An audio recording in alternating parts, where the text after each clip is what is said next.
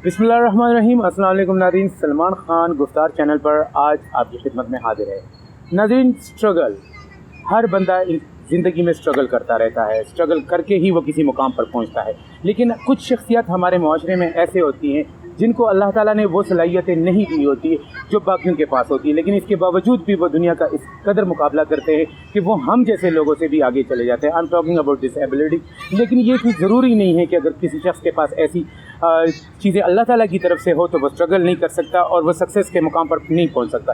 नाज़रीन, आज जिस शख्सियत से मैं आपको मिलाने जा रहा हूँ वो अपनी तारीफ़ आप हैं, मैं उसकी तारीफ़ क्या करूँ, मेरे पास उसके लिए अल्फाज नहीं है। मेरे साथ हैं आज साइमा अशरफ जी। अस्सलाम वालेकुम साइमा जी। वालेकुम अस्सलाम। कैसी हैं आप? जी अल्हम्दुलिल्लाह, थैंक यू सो मच। मैं इनके बारे में बताऊं कि इस वक्त साथ साथ आपको पता चलता जाएगा कि इनकी स्ट्रगल कहाँ से शुरू हुई, कैसे शुरू हुई और किस तरह से वो इस मकाम पर पहुंची है। इस वक्त वो एक रिसर्च सेंटर चला रही हैं, हम उनसे उसके बारे में पूछते हैं। वो खुद ही अपनी ज़बान में बताएगी कि रिसर्च सेंटर क्या है और इसमें वो क्या कर रही हैं। जी, तो क्या कहेंगे आप इस रिसर्च सेंटर के बारे में? जी, ये जो रिसर्च सेंटर है इसका नाम है दी एबल प्लस रिसर्च सेंटर। दी एबल प्लस रिसर्च सेंटर जी। और इसका जो मेन फंक्शन है, सेंट्रल पॉइंट है, वो है डिसेबिलिटीज़। और इसके अंदर दो हमारे मेजर सेक्शंस हैं। एक सेक्शन है जिसमें हम रिसर्च करते हैं जो डिसेबिलिटीज़ के टॉपिक्स हैं, जितने भी डिसेबिलिटीज़ के हवाले से प्रॉब्लम्स पेश आते हैं स्टूडेंट्स और पर्सनस विद डिसेबिलिटीज़ को अक्रॉस पाकिस्तान। और उसमें हमारे साथ रिसर्चर्स की एक पूरी टीम है जो ये काम करती है रिसर्च का। और इसका जो दूसरा हमारा पार्ट है वो है ट्रेनिंग का, जिसमें हम ऐसे ट्रेनिंग मॉड्यूल्स बना के लाते हैं उन लर्नर्स विद डिसेबिलिटीज़ के लिए जिनको वो सिटिंग एनीवेयर बैठ के सीख के इंस्टेंट अर्निंग के काबिल हो सकें। आपको पता है कि इन लोगों का सबसे बड़ा प्रॉब्लम ही मोबिलिटी होता है, चाहे वो ब्लाइंडनेस हो, चाहे वो फिज़िकल डिसेबिलिटीज़ हो किसी भी वेरिएशन के साथ, कोई क्लचेस के साथ है, कोई व्हीलचेयर बाउंड है, कोई किसी दूसरी वेरिएशन के साथ है, या HI है, हियरिंग इम्पेयरमेंट के साथ हैं। तो इन लोगों को सबसे बड़ा प्रॉब्लम ये आता है कि बीइंग ब्लाइंड पर्सन, वो उसके लिए जाना सबसे बड़ा प्रॉब्लम है। तो उन लोगों को अगर उनकी अपनी लोकेशन के ऊपर ऐसी स्किल सेट फराहम कर दी जाए जिनको सीख के वो इंडिपेंडेंटली अर्निंग करना शुरू कर दें और वो उस सो कॉल्ड जो हमने एक डिपेंडेंट सिंड्रोम बना रखा है इन लोगों के लिए, उसमें से वो बाहर आ सकें। अच्छा सर, मैं आपसे एक क्वेश्चन करूंगा, आपकी बातें सुनकर ही मेरे जहन में आया जी। ये इस तरह के लोगों के लिए आप ही जैसे लोग क्यों कुछ करते हैं? हम जैसे लोगों को अल्लाह ताला ये सोचने की तौफीक क्यों नहीं देता? या हम जब आपको चलते फिरते ऐसे देखते तो हमारे जहन में ये बात क्यों नहीं आती? ये बड़ा क्रिटिकली एक पॉइंट है मेरे। हमारे हालांकि पैसे वाले लोग भी हैं, बिजनेस करते हैं, सब कुछ करते हैं, लेकिन इस तरफ मैंने देखा कि आप ही जैसे लोग आते हैं। देखिए, जिस पे बीतती नहीं है ना, हाँ, वो जानता भी नहीं है। ठीक है, दो लफ्ज़ों में आपने समझा दिया। ठीक है, जिस पे बीतती नहीं है वो जानता नहीं। नाज़रीन, मैं आपको ये भी बता दूं कि इन्होंने अपनी एजुकेशन जो है वो आम स्कूल्स कॉलेजेस में हासिल की है और आपने ग़ालिबन लिटरेचर किया है इंग्लिश के साथ और बहुत ज़बरदस्त है ये तो। अच्छा, मुझे ये बताएं कि शुरू में ज़ाहिर है आप ग्रेड 1 से आई, फिर आप स्कूलिंग से, फिर कॉलेज से, फिर यूनिवर्सिटी से, तो आपको किसी किस्म की प्रॉब्लम जो फेस आई या जो आपने स्ट्रगल की वहाँ पे, तो उसको थोड़ा सा बताएंगी? देखिए, डिसेबिलिटीज़ के साथ पाकिस्तान जैसे किसी भी डेवलपिंग कंट्री में जब आप पैदा होते हैं तो वो एक ईजी गो ट्रैक नहीं होता, ठीक है। और ख़ास तौर पे मैं एक देहात से हूँ, भावर नगर के एक बैकवर्ड एरिया से हूँ, जहाँ पे आज भी आपको फैसिलिटीज़ जो हैं वो ज़िंदगी की नहीं मिलेंगी। तो वहाँ पे एक बच्ची का इस तरह से 2.5 साल की उम्र में अचानक से डिसेबल्ड हो जाना, और वहाँ पे स्पेशल एजुकेशन के उन दिनों तो इदारे भी नहीं थे, ठीक है। तो वहाँ पे पहले दिन से लेके जब तक मैं उस एरिया से बेसिक एजुकेशन कंप्लीट करके निकल नहीं गई, एक ढेर लगा रहा प्रॉब्लम्स का।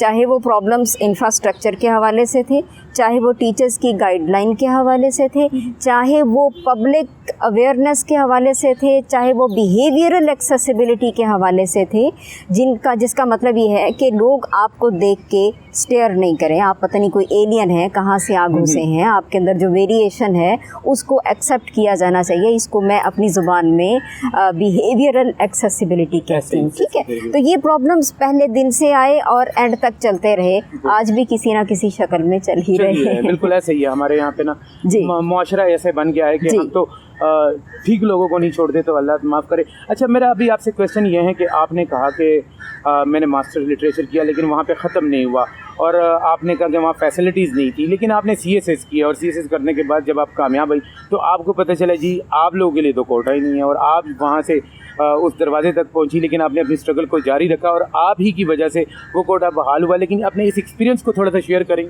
जी, जब मैंने मास्टर्स किया इंग्लिश लिटरेचर में तो जिस तरह से अमूमन हमारे यहाँ ग्लोरीफाई कर दिया जाता है ना कि आप CSS हैं तो आप पता नहीं कौन सी महान चीज़ हैं, बड़ी तोप चीज़ हो गए हैं आप, तो वो एक पाकिस्तान में है नहीं अच्छा, है नहीं, हमने खौल चढ़ा दिया, बना दिया उसको अपनी ला इल्मी की वजह से। उनकी असलियत को जाके देखे तो प्याज के छिलकों की तरह अंदर कुछ भी नहीं है। वो एक यूटोपिया हमने बना दिया था कि जी यहाँ तक हमने पहुँची, ये हाईएस्ट है आपका अचीवमेंट का लेवल है। सोशल डेफिनेशन यही कहती है। तो वो मेरे सर में भी एक भूत समा गया कि मुझे CSS करना। अब मैं शुरू हो गई, हर किसी ने मना किया, वो बहुत मुश्किल है, नहीं होगा, कभी नहीं हो सकता, ये तो अच्छे भले नहीं कर सकते, तुम तो ये हो, तुम तो वो हो। मैंने कहा अब तो मैंने करके दिखा। अच्छा, हाँ, जबरदस्त। मैंने किया, क्वालिफाई किया, एक राउंड हुआ, दूसरा हुआ, सारे स्टेजेस क्वालिफाई हो गए। सबसे एंड में आता है मेडिकल टेस्ट। सही, ठीक है। अब मेडिकल टेस्ट में मुझे उन्होंने because of less weight and less height disqualify कर दिया, जबकि मेरा ऑटोमेटिक जो फॉल था, मेरिट नंबर था, वो ऑडिट एंड अकाउंट्स में आ रहा था। Audit and accounts is totally a sitting job, जहाँ पे आपको विकेट कीपिंग की जॉब नहीं करना होती है, एक सिटिंग जॉब है। ठीक है। अब उस रिजेक्शन को उन्होंने इस बात पे बेस किया कि चूंकि कोटा तो हमने डिफाइन ही नहीं किया हुआ, आपके लिए तो कोटा है ही नहीं, आपको तो डिसेबिलिटी है, आपको नहीं मिल सकता। अब मैंने उस चीज़ को चैलेंज किया, कोर्ट में चैलेंज किया, सुप्रीम कोर्ट तक बात गई, लेकिन जिस पॉइंट से मैं हारी वो ये था कि मेरे इस केस के पर्टिकुलर सिनेरियो में कोई लीगल प्रेसिडेंस नहीं थी।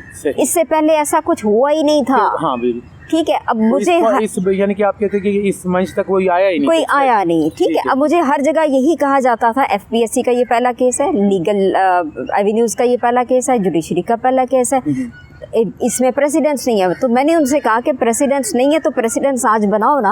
हाँ। बन गई। ठीक है। लेकिन वो आपको पता है कि इदारों के अंदर भी तो CSPs ही बैठे हुए हैं ना। ठीक है। तो ये जो प्याज के छिलके वाली बात वहाँ पे भी नहीं, मैं सॉरी मैं आपको काट रहा हूँ जी। मिस साइमा बात कर रही है और मुझे मैं सोच रहा हूँ कि शुक्र है मैंने CSS नहीं किया, क्योंकि मैं भी 5 फुट 4 इंच का हूँ। आज मुझे पता चला ये तो गधे घोड़ों वाली जॉब है। ठीक है, इसमें दिमाग का कोई काम नहीं, दिमाग का काम इसमें नहीं है। जब आप बन जाते फिर नहीं जी, बन जाते हैं, उसके बाद दिमाग आपको आउट करके एक साइड पे रखना पड़ता है। आपके ऊपर एक खौल चढ़ा दिया जाता है कि आप तो इन इंसानों के लिए हैं ही नहीं, आप कोई सुपीरियर मखलूक हैं, ऊपर से उतरे हुए हैं, आपको ये सारी चीज़ें दी जाएंगी क्योंकि आप एक रूलर बना दिए गए हैं। ये कहीं पे भी आपको डेफिनेशन नजर आई है? नहीं, मैं तो यही पूरी दुनिया में कहीं नहीं है, कहीं नहीं। जिन लोगों ने, और बड़ी बदकिस्मती की बात यह है कि जिन लोगों ने ये डेफिनेशन यहाँ उतर के एज रूलर बनाई थी, उन लोगों ने ये डेफिनेशन वापस अपनी मंजिल मकसूद पे पहुँच के अप्लाई नहीं की। सही, बिल्कुल ऐसे ही। किसी गोरे को जाके आप देखिए, ये जो हमारे हमने तो रखा है जी सर्विस, आप सर्विस हाँ, लेकिन आप जाके वहाँ पे जाके सर्वेंट एग्जैक्टली नजर आते हैं सारी नीचे। सर्विस नहीं है, सर्विस का आप उल्टा जो भी आपसे हो सकता है वो आप कर लीजिए, वो हमने बना लिया। ठीक है। वो जो आका और गुलाम का कॉन्सेप्ट उस गोरे ने ला के यहाँ पे खड़ा किया, वो हमने सिविल सर्विसेज की वर्स्ट फॉर्म में यहाँ इम्पोज कर दिया। ठीक है। ये उस वक्त मुझे नहीं पता था बाय द वे, जब मैं ये सारा कुछ कर रही थी और मैं अचीव कर रही थी अपने कागजों में। बाय द वे, अगर मुझे आज वो स्टेटस मिल जाए, मुझे ऑफर भी किया गया कि आप वो सारा दोबारा से रिपीट करें, आपके पास तो सारा कुछ ऑलरेडी मौजूद है, हम आपको देंगे। तो मैंने कहा जी अब मुझे वो चीज़ नहीं चाहिए, क्योंकि मुझे अब उसकी असलियत को मैं जान चुकी हूँ। ऐसे ही अब मुझे नहीं चाहिए। आपने एलीट क्लास की बात की, आपने CSS के लोगों की बात की, हमारा मुआशरा ही ऐसा है। आखिर में मैं ये कहूँगा कि आपको इस मुआशरे से क्या गिला है? इस मुआशरे से मुझे कोई गिला नहीं है। हाँ, लेकिन इस सिस्टम से नहीं। देखिए, सिस्टम कौन है? मैं हूँ, आप हैं। मुझे तो ये लगता है कि मैं और आप सिस्टम के वो हिस्से हैं जो रोन दिए जाते हैं, जिनको कोई पूछता नहीं। नहीं, आई डोंट एग्री। मैं सिस्टम हूँ, आप सिस्टम हैं। मेरे एरिया ऑफ स्पैन में जितने लोग हैं, आज 10 होंगे, साल बाद 20 हो सकते हैं, 50 साल बाद कितने होंगे, वो हर बंदा अपने अपने सर्कल में अपना अपना स्पैन ऐड करता जाएगा। तो you can say that we can change. We can change. We are already changed. We are already changed. हम किसी भी स्टेट में मुस्तकिल स्टे नहीं कर सकते। ये जो हमने बिगाड़ पैदा किया है ना, एक दिन में नहीं किया। हाँ, बिल्कुल, ये तो एक दिन में नहीं किया ना, बड़ी मेहनत की है, बड़ी मेहनत की है हमने इस बिगड़ी हुई स्टेज तक पहुंचने में।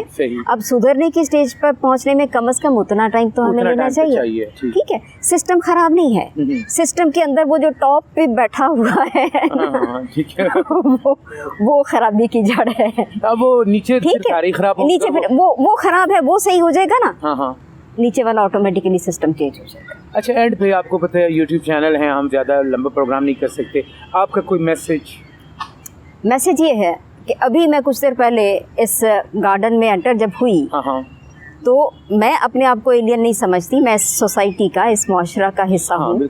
मैंने अपनी डिसेबिलिटीज़ के साथ जितना कंट्रीब्यूट किया है अपनी पावर से, अपनी कैपेबिलिटी से आगे जाके किया, ठीक है। अभी तक इस सिस्टम ने इस हिसाब से मुझे एक्सेप्ट नहीं किया कि जो भी पास से गुजर रहा है वो पीछे मुड़ मुड़ के घूम के देख रहा है। मैं अब अल्लाह माफ करे ऐसी कोई कि जिसे बार बार देखा जाए, ठीक है। इसकी वजह लोग नहीं है, इसकी वजह वो कॉन्सेप्ट ऑफ इंक्लूजन है जिसको हमने स्कूल के अंदर एम्बेड नहीं किया। हमने खराबी ये की एज सिस्टम कि हमने स्पेशल एजुकेशन के बच्चों के अलग से स्कूल बना के अलग से कॉलोनियाँ उनकी बना दी। हमने इंक्लूसिव एजुकेशन का जो कॉन्सेप्ट था उसको हमने डैमेज करके पब्लिक से वो अवेयरनेस छीन ली जो इंक्लूसिव एजुकेशन की सूरत में हो सकती थी। आज एक स्कूल है, फॉर एग्जांपल, उसमें 200 बच्चे हैं, 10 बच्चे उसमें डिसेबिलिटीज़ की डिफरेंट वेरिएशंस के साथ हैं, कोई हियरिंग है, कोई विजुअल है, कोई फिजिकल है, ठीक है। बच्चों को ऑटोमेटिकली एक डेमो मिल जाता है कि भाई ये भी हमारा ही पार्ट है, ऐसा ही है। इनको देख के हमने बड़े होके रास्ता रोक के घूरना नहीं है, ऐसा ही है, ठीक है। वो हमने चैप्टर मिस कर दिया। ये हमारा मुआशरा जो है, ठीक है ना, इसमें बाकी हसन निसार साहब कहते हैं कि जी हमारे माशरे की जो प्रॉब्लम है ना, मुझे उससे इख्तिलाफ सही, लेकिन वो कहते हैं कि जी वो इकोनॉमिकल नहीं है, जो है इखलाकी जो है हमारी कदरें जो हैं वो इतनी बिगड़ चुकी हैं कि उनको संवारना मेरे ख्याल से मुश्किल है। तो नाज़रीन, बहुत मज़ा आया, यकीन कीजिए मैंने बहुत से इंटरव्यूज़ लिए लेकिन मुझे इतना अच्छा नहीं लगा, मुझे इतना मज़ा नहीं आया कि जितना कि आज साइमा अशरफ से बात करते हुए लगा। साइमा, आप कुछ कहना चाहेंगी? और दूसरी बात मैं ये कहना चाहती हूँ कि गवर्नमेंट से मेरी एक रिक्वेस्ट है कि जब भी आप लेजिस्लेशन करते हैं, उस लेजिस्लेशन के प्रोसेस में, उसके इम्प्लीमेंटेशन प्रोसेस में और इवन उसका जो ऑडिट होता है उसके प्रोसेस में जो पर्सन्स विद रेलिवेंट डिसेबिलिटीज़ हैं उनको ज़रूर इंक्लूड करें, वरना पॉलिसी, इम्प्लीमेंटेशन और ऑडिट तीनों का कोई फ़ायदा नहीं होगा। और एक बात मैं जो पर्सन्स विद डिसेबिलिटीज़ हैं अक्रॉस पाकिस्तान उनसे कहना चाहूँगी कि चैरिटी मॉडल जो है ये अब ज़्यादा एग्जिस्ट करने वाला नहीं है। आपको अल्लाह ताला ने इतनी ज़्यादा एबिलिटीज़ और कैपेबिलिटीज़ दे रखी हैं, अगर मैं इतनी सारी लिमिटेशंस के साथ डिलीवर कर सकती हूँ, अपनी अर्निंग मैं ख़ुद से कर सकती हूँ और इवन एज फ्रीलांसर कर सकती हूँ, तो आप भी अपने आपको उस डिपेंडेंस सिंड्रोम से बाहर निकाल के एक फाइनेंशियल इंडिपेंडेंट मोड में शिफ्ट कर सकते हैं। जब तक आप अपने आप को सोसाइटी की चैरिटी से बाहर नहीं निकालेंगे, आपके लिए चेंज लाना बहुत मुश्किल होगा। मैं तो कहता हूँ कि ये बात चलती रहे, लेकिन आप जिस इदारे में हैं, जहाँ आप जॉब कर रहे हैं, जहाँ पे आप एग्जिस्ट करते हैं, उस जगह पे जो डिसेबिलिटीज़ की इंक्लूजन है उसको इंश्योर ज़रूर करें।